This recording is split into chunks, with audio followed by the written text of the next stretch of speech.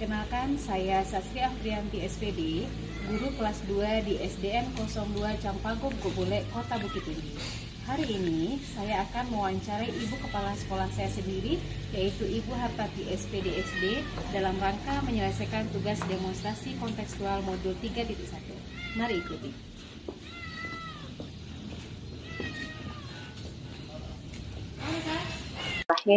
Assalamualaikum warahmatullahi wabarakatuh. Waalaikumsalam warahmatullahi wabarakatuh. Perkenalkan, saya Sasri Afrianti, guru dari SDN 02 Campagong Gobole, yang mana dalam saat ini saya dalam mengikuti program guru penggerak Angkatan 9 Kota Bukit Tinggi.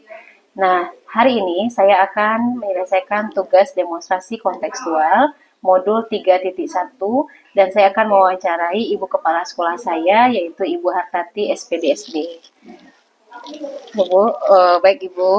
Nah, hari ini saya akan mewawancarai Ibu, di mana di sini merupakan pelaksanaan tugas demonstrasi kontekstual modul 3.1.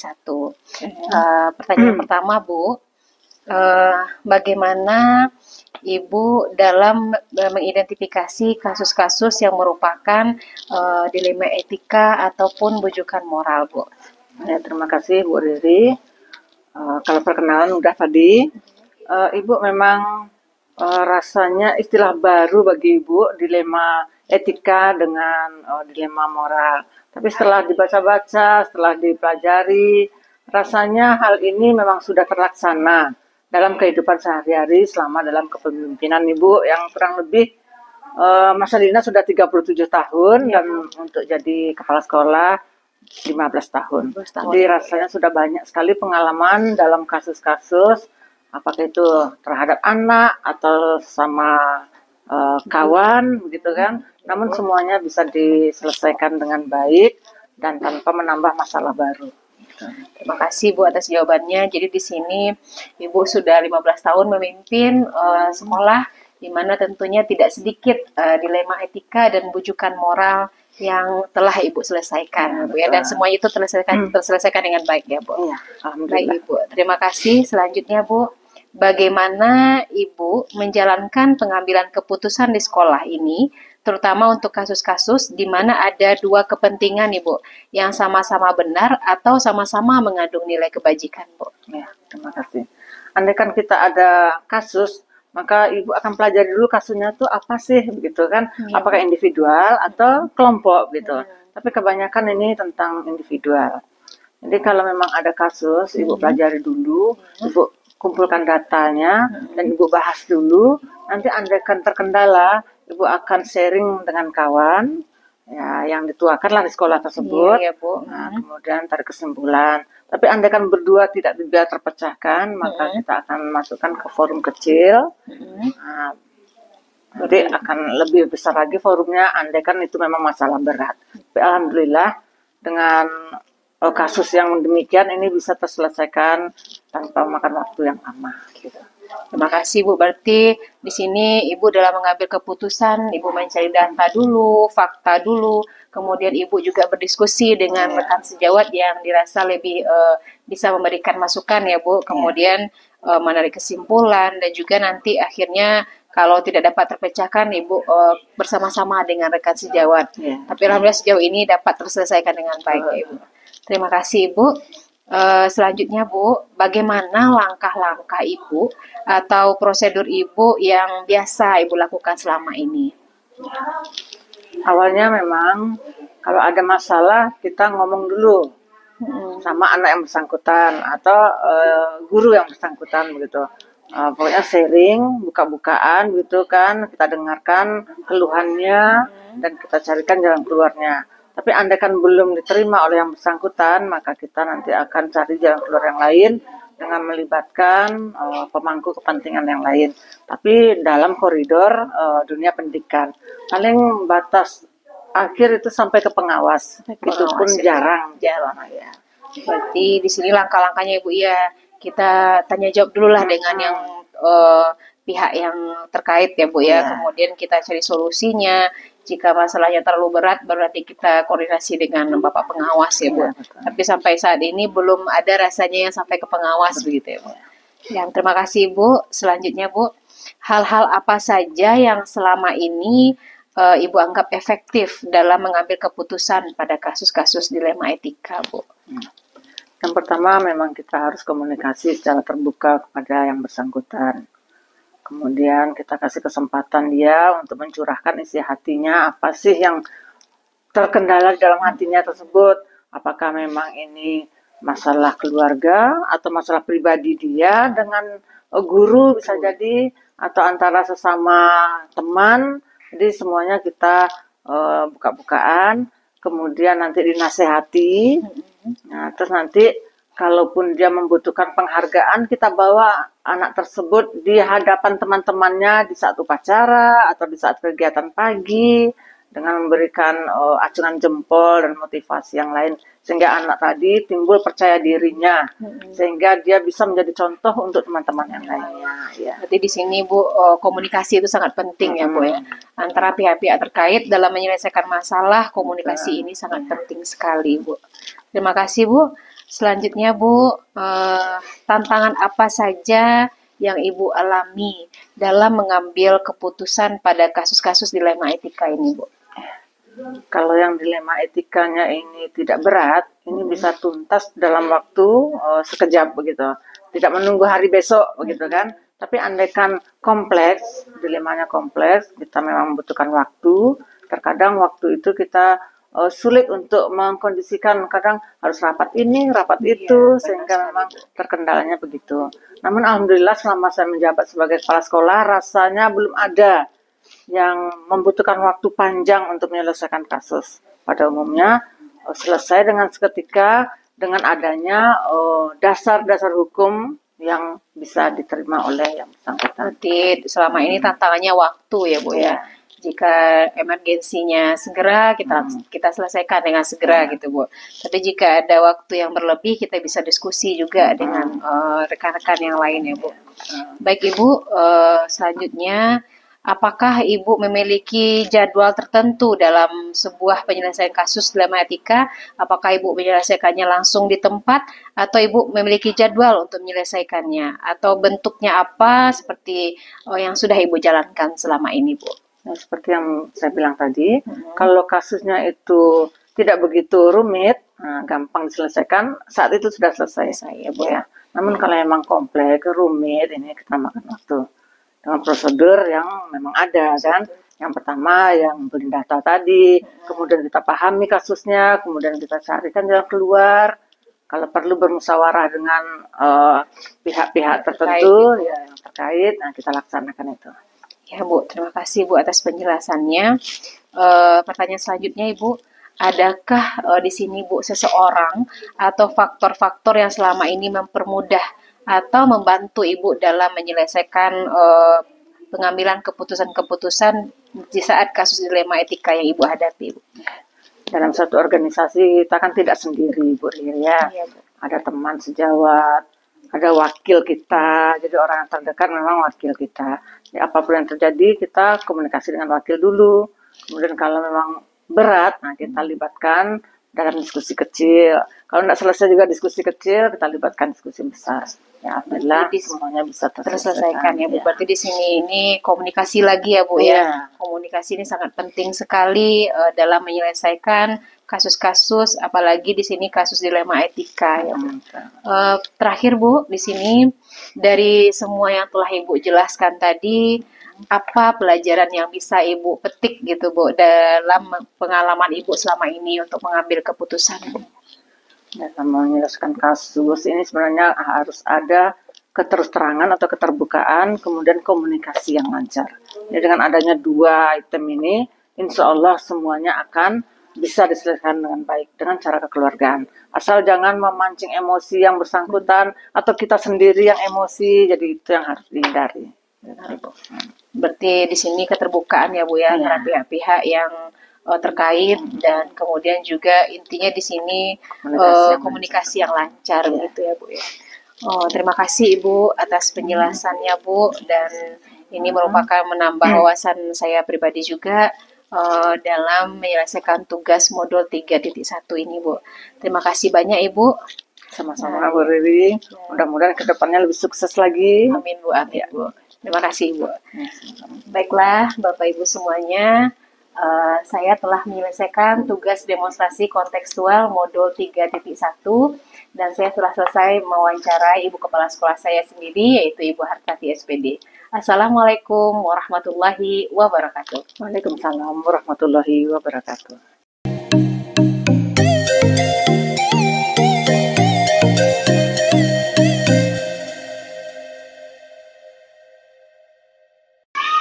Assalamualaikum warahmatullahi wabarakatuh.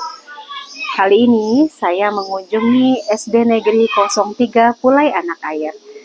Hari ini saya ingin mewawancarai Ibu Kepala Sekolah Weni Hamdina dalam rangka menyelesaikan tugas demonstrasi kontekstual modul 3.1. Mari ikuti.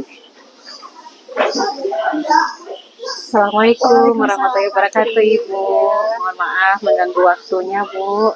Saya ingin mewawancara Ibu dalam rangka tugas demonstrasi kontekstual modul 3.1. Dengan senang hati. Terima kasih Bu.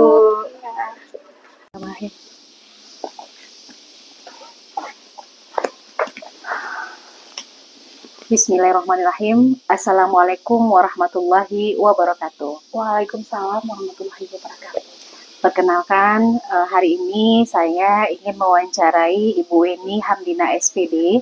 Beliau ini adalah seorang kepala sekolah di Kota Bukit Tinggi, tepatnya yaitu di SD 03 Pulai Anak Air Kota Bukit Tinggi. Nah, di mana beliau di sekolah ini sudah jalan 2 tahun ya Bu ya, sudah jalan 2 tahun memimpin sekolah ini. Dan hari ini saya meminta bantuan beliau dan alhamdulillah beliau bersedia diwawancarai dalam rangka melaksanakan tugas demonstrasi kontekstual modul 3.1. Baik Bu, kita mulai saja ya Bu. Ya, oke.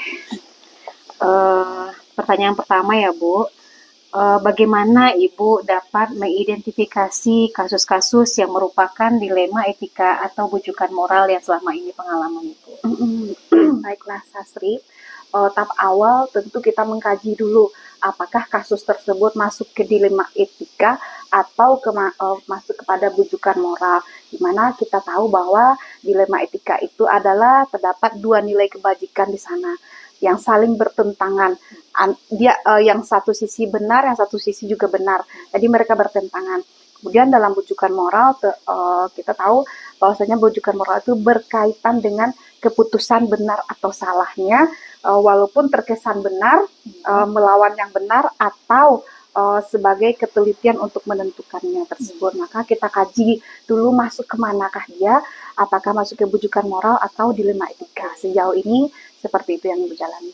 Terima kasih atas jawabannya Bu. Berarti Ibu identifikasi dulu nih ya, Ibu analisis dulu kasusnya seperti apa, apakah ini masuk dilema etika atau masuk ke dalam bujukan moral, karena kedua-duanya sama-sama benar ya Bu ya. Betul, sama-sama benar ya Bu. Oke Bu, kita lanjut ke pertanyaan kedua ya Bu. Bagaimana Ibu menjalankan pengambilan keputusan di sekolah ini, terutama untuk kasus-kasus di mana ada 2 kepentingan yang sama-sama benar atau sama-sama mengandung nilai kebajikan? Bagaimana menurut Ibu? Terima kasih Sastri. Mungkin awalnya kita mengidentifikasi dulu kasus-kasus tersebut apakah bertentangan dengan pengambilan keputusan atau bermoral sosial dengan nilai-nilai kebajikan.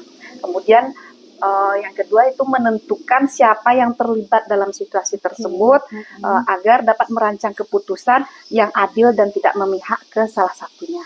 Nah, kemudian yang ketiga biasanya Ibu mengumpulkan fakta-fakta dulu tentang kasus tersebut. Fakta-fakta yang diambil adalah fakta-fakta yang relevan agar bisa memastikan bahwa keputusan yang diambil itu berdasarkan informasi yang akurat seperti itu. Benar sekali ya Bu ya. Terkadang kita dalam kasus ini terlebih dahulu kita mengumpulkan fakta, kemudian kita analisis siapa yang terlibat di dalam permasalahan tersebut ya Bu, agar nantinya kita tidak salah langkah dalam mengambil keputusan tersebut. Baik Ibu, terima kasih Ibu ya atas penjelasannya. Kemudian Bu, kita lanjut lagi, bagaimana Bu ya langkah-langkah atau prosedur yang biasanya Ibu lakukan selama ini gitu Bu? Untuk langkah-langkah dan prosedurnya tidak jauh berbeda dengan jawaban yang kedua tadi. Tentu mengumpulkan informasi yang relevan terlebih dahulu, kemudian mencari data yang relevan dari pihak manapun selama masih ada korelasinya dengan tujuan yang akan diambil, akan kita capai yang gitu akan kita Bu ya. capai. Betul sekali Bu. Oh, jadi prosedurnya hampir sama dengan langkah-langkah yang kedua ya Bu. kedua, Kita kumpulkan informasi, kemudian fakta-fakta, Fakta yang relevan. kemudian siapa yang terlibat Terlibat di dalam masalah tersebut iya. ya Bu. Selanjutnya Ibu, hal-hal apa saja yang selama ini yang Ibu anggap efektif dalam pengambilan keputusan pada kasus-kasus dilema etika? Langkah awalnya tentu kita menilai dan mempertimbangkan nilai-nilai moral yang terdapat dalam kasus tersebut. Kemudian nilai-nilai sosial tidak boleh kita lupakan. Kemudian kita memastikan bahwa adanya komunikasi yang terbuka dengan pihak-pihak yang terkait agar keputusan yang ditetapkan itu dapat dipertimbangkan dan tidak memihak salah satu pihak. Iya. Betul sekali Bu. Dalam mengambil keputusan kita harus mengutamakan kepentingan bersama, tidak mengutamakan kepentingan individu atau orang saja. Dan juga ini keputusan ini dapat kita laksanakan dan dipertanggungjawabkan. Dapat ya, Bu, dipertanggungjawabkan. Terima kasih Ibu atas penjelasannya yang luar biasa. Kita lanjut Bu ke pertanyaan selanjutnya. Hal-hal apa saja yang merupakan tantangan bagi Ibu nih dalam mengambil keputusan dalam kasus dilema etika ini? Tantangan yang terberatnya bagaimana Ibu? Iya, tantangan terberatnya mungkin adanya konflik kepentingan yang saling berhadapan. Salah satu sisi dia sangat penting dan satu sisi lain dia yang kasus yang satunya lagi juga dirasa penting. Kemudian satu lagi tantangannya itu adalah adanya konflik waktu. Ketika kita mengambil keputusan sementara ada desakan untuk menyelesaikannya secepat mungkin, sementara kita butuh komunikasi terbuka dengan teman-teman dulu, butuh berdiskusi dengan teman-teman dulu untuk mengambil keputusan ini. Di dilema waktu dan adanya pertentangan antara kepentingan tersebut. Memang Bu, dalam mengambil keputusan, apalagi dilema etika dia sama-sama benar, waktu terdesak, ya. Kemudian dia sama-sama benar, kedua dan di sini sama-sama pentingnya gitu Bu. Dilaksanakan A juga penting, dilaksanakan B juga penting ya Bu ya. Baik Ibu, terima kasih. Selanjutnya Bu, apakah Ibu memiliki sebuah tata kala atau jadwal tertentu dalam sebuah penyelesaian kasus dilema etika? Apakah Ibu langsung menyelesaikannya saat itu juga, atau Ibu memilih atau sebuah jadwal untuk menyelesaikannya, baik bentuk atau prosedurnya? Seperti apa yang Ibu jalankan selama ini? Selama ini itu tergantung dengan emergensi dari kasus yang dihadapi. Kalau seandainya kasus tersebut terdesak dan harus segera diselesaikan, mungkin keluar dari jadwal, maka kita selesaikan dengan segera. Tetapi seandainya tidak ada emergensinya, sementara dia menjadi sebuah kasus, tentu harus mengikuti prosedur-prosedurnya terlebih dahulu. Contohnya mengumpulkan informasi seperti yang dijelaskan sebelumnya tadi, kemudian berdiskusi dengan pihak-pihak terkait, kemudian mempertimbangkan nilai-nilai kebijakan sekolah dan mengambil keputusan yang dianggap baik untuk semua pihak. Ya Bu ya. Jadi di sini kita lihat emergensinya, daruratnya itu seperti apa Bu ya. Apakah kita langsung hari itu diselesaikan atau kita perlu berdiskusi dengan rekan sejawat atau pihak-pihak yang kita rasa mampu memberikan saran dan masukan kepada kita. Jadi kita sesuaikan dengan kasus yang datang. Kasus apa, seperti apa beratnya kasus ya tergantung. Gitu Bu ya. Oke. Selanjutnya Ibu, adakah seseorang atau faktor-faktor yang selama ini mempermudah atau membantu Ibu dalam menyelesaikan keputusan untuk kasus-kasus dilema etika ini, Bu? Iya, mungkin yang akan membantu tentu kita kaji terlebih dahulu tentang pertimbangan moralnya. Pertimbangan moral kita letakkan di poin atas karena dalam mengambil keputusan tersebut harus mempertimbangkan moral. Kemudian yang membantu lagi tentu kita kaji lagi ke kode etik kepala sekolah. Kode etik profesinya itu membantu kepala sekolah menentukan tindakan yang akan diambilnya, apakah sesuai dengan prinsip profesionalisme seorang kepala sekolah, karena kode etik profesi itu ada panduan dan norma di dalamnya. Bu ya. Kemudian yang membantu lagi tentu balik lagi kita ke nilai-nilai sosial dan nilai-nilai Sosial, ya. etika. Nilai sosial tidak terlepas Tidak dari terlepas dilema dari- etika ini ya Bu ya. seperti itu. Kemudian juga nilai moral juga kita harus Iya. memperhatikan kode etik ya Bu Kode ya. etiknya. Apakah itu kode etik seorang kepala sekolah ataupun kode etik seorang guru. Jadi kita harus mempertimbangkan Iya. beberapa hal dalam mengambil keputusan agar tepat, kemudian agar kepentingannya untuk orang banyak gitu Iya. Bu ya. Baik Ibu, sepertinya ini pertanyaan terakhir ya Bu ya. Iya. Dari semua hal yang telah Ibu sampaikan tadi, pembelajaran apa yang dapat Ibu petik dari pengalaman Ibu mengambil keputusan dilema etika tersebut? Dari semua kasus yang dihadapi, saya mengambil pengalaman bahwasanya sangat penting berkomunikasi secara langsung dengan teman-teman karena itu akan mengurangi konflik sosial yang ada. Kemudian kemampuan menyeimbangkan antara kepentingan individu dengan kebijakan sekolah. Kemudian meningkatkan kesadaran warga sekolah untuk selalu bertindak sesuai dengan norma etika. Berarti Ibu ada 3 langkah ya Bu ya, langkah. komunikasi juga yang pertama, kemudian Ya, eh, menyeimbangkan antara kepentingan kepentingan individu dengan dan kebijakan sekolah. Iya, baik Ibu.